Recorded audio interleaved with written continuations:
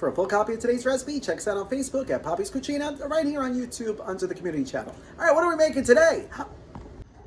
Today we're making this unbelievably delicious and super easy. Look how good that looks. Look how good it looks.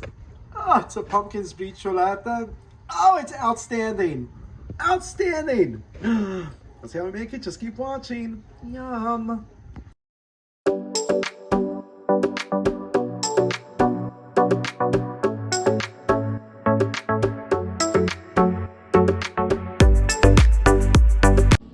All right, so the first thing we're going to do is make our crust and crumb topping. It's the same batch. So in this large bowl, I have 3 cups of all-purpose flour, 1 cup of granulated sugar, half a teaspoon of salt, along with 1 teaspoon of baking powder. So now we're just going to mix this up until you have everything fully incorporated. Nothing too hard here. Just mixing the flour in the bowl. Just really want to get that baking powder and salt and sugar really mixed in. All right. Once you do that, we're going to add 2 large eggs along with 3/4 cup of unsalted butter that's cold and that I cubed. It's actually very important that your butter is cold, because if it's room temperature or melted, it's just become a big old mushy mess. So now, so you're going to get dirty. You got to get your hands in here, and we're just going to mix this all together until you have what kind of looks like big chunks of gravel. I know that sounds weird, but we're just gonna mix this up. Just really squeeze that butter. You can use a food processor for this, I guess, but you know me, I like doing things with my hands. Messy. I'm a messy guy. All right, so we're gonna keep mixing this up just like that. So you see, you have big pieces, you got little pieces, you know, it's nice and crumbly. But delicious. All right, so now you want to pop this in the fridge. You want to allow this to cool for at least 20 minutes, maybe a half hour, depending how long it takes you to mix up the other ingredients. Because right now the butter is very soft and it might be a little hard to manipulate into the crust. All right, so into the fridge this is going to go. So while we're waiting for our crust and crumble topping to cool, in this large bowl, I added 1 15-ounce can of pure pumpkin. You want to make sure you're using pure pumpkin and not a pumpkin pie filling, because that's already seasoned and sweetened. We're sweetening our pumpkin ourselves along with this seasoning. All right, so to the pumpkin, I added 1 12-ounce can of sweetened condensed milk, 2 large eggs, 2 teaspoons of cinnamon, along with 1 teaspoon of pure vanilla extract. Now we're just going to whisk this together until it's all nice and smooth. Just like that, nice and easy. And then, lastly, in this small bowl, I have 1 cup of whole milk ricotta, along with half a cup of powdered sugar. And to this, I'm going to add the zest of an orange, just about a teaspoon. So it's maybe like half an orange. All right, so when you're zesting, though, you want to make sure you're just getting the orange part of it and not the white. The white tends to be very bitter, and we don't want that. And if you want to leave out the orange zest altogether, you can. But I would recommend using the orange. I just love how the orange works with the pumpkin and the warm spices of the vanilla and the cinnamon. Oh, it just adds a beautiful flavor. Like I said, we're not adding a lot, but you would notice it if it wasn't there. It just adds such a beautiful, beautiful flavor. All right, that's about it. So now we're going to mix this together until it's all nice, smooth, and creamy. All right, now you're ready to start building your sbriciolata. Say that real fast 3 times. All right, so here I have my 9-inch springform pan that I sprayed thoroughly with a non-stick cooking spray. Added a sheet of parchment paper, sprayed that too. You can never spray it enough. And I also lined the bottom with a heavy-duty foil. You want to make sure you do that because of the butter content in this. It's going to seep out and it's going to get into your oven unless you have this foil lining, because these pans are notorious for leaking. So what we're going to do is we're going to add about 2/3 of this crumb mixture into the springform pan. So what we're going to do, we're going to press this down as well as you can, because we're making the crust. Isn't that fun? All right, so we're just going to keep mixing, and this is why you want it to be chilled, because if you didn't do this, the butter would just all be stuck to your hands right now. All right, so we're going to keep pressing this down. Make sure you cover any holes that may appear. And then you want to go up at least about 1.5 inches. If you can get it up to 2 inches, you know, up the sides. Because we need to hold in all that beautiful mixtures that we've been making. All right, so I'm going to continue making this crust. This is going to take a few minutes.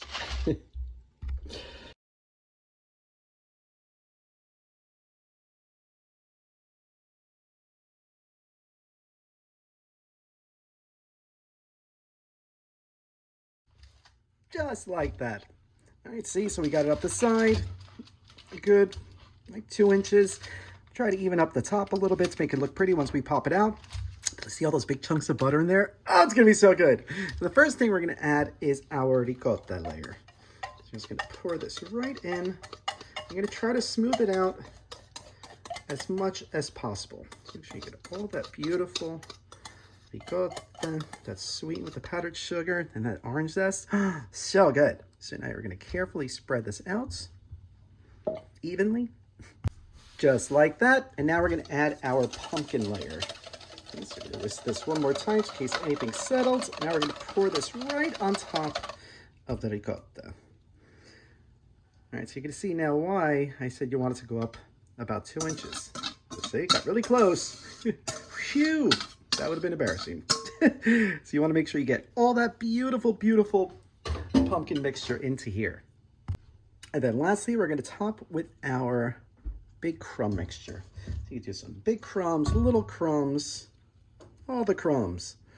Oh, it's going to be so good. Some are going to sink. It's okay. So you want to make sure the crumbs are kind of small. But that's going to bake into the cake too. And oh, it's going to be so good. All right, so we're going to keep adding this to this. Just like that. And now it's ready for the oven. So into a preheated 350 degree oven, it's going to go for at least 45 minutes, possibly up to an hour. I'm guessing probably around at the 55 minute mark. You're going to want to do the toothpick trick. If it comes out clean, it's good. Still wet, not good. You want to start doing that around the 45-minute mark.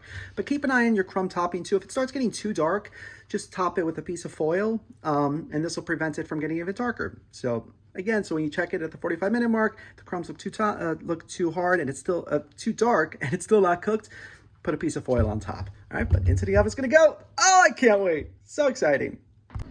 All right, so I just pulled this out of the oven. Boy, does it smell delicious. And it took a little bit longer, surprise, surprise, than I thought. It took about 88 minutes. Just a little bit longer, like I said. But now we're gonna allow this to cool in the pan for an hour, and then we're gonna pop it in the fridge and allow it to cool in the fridge for 2 hours before we try it. But, oh, I can't wait. Oh, it's gonna be so delicious. Yum. Buon appetito. Mmm. Mmm. So lusciously creamy, crispy, buttery. If you're a fan of pumpkin pie, imagine the best pumpkin pie you've ever had, times a million. That's what this is. Oh my gosh, it's spectacular. And that ricotta layer with the little hints of the citrus. Oh, it's spectacular. It's so good. I love it. You're going to love it too. So if you try this recipe, let us know. Thank you so much for watching. If you like this video, be sure to subscribe to our YouTube channel at Poppy's Cucina. Thanks! That was so yummy. But now who's ready for that drink? I know I am.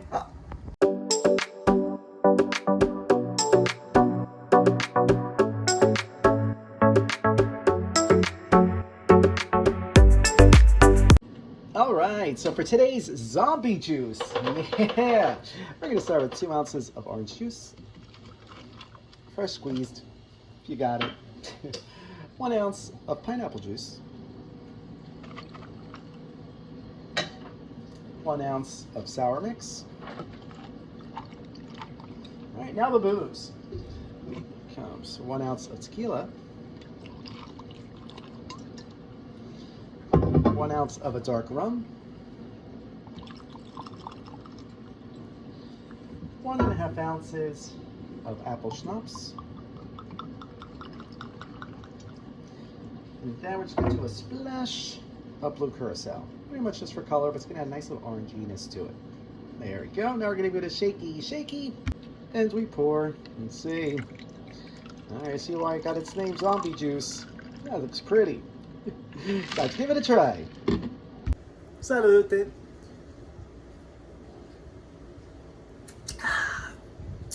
Ooh, that's nice. Kind of tastes like a candy apple. Really tart, a little sweet, but fabulous. So good. And my cute little glasses, dollar store fine, or sorry, $1.25 store, dollar store. So if you try this drink, let us know. Thank you so much for watching. We'll see you again soon. Please keep sending me your ideas. I love them. I love them. I love them. I love you guys so much. Thank you.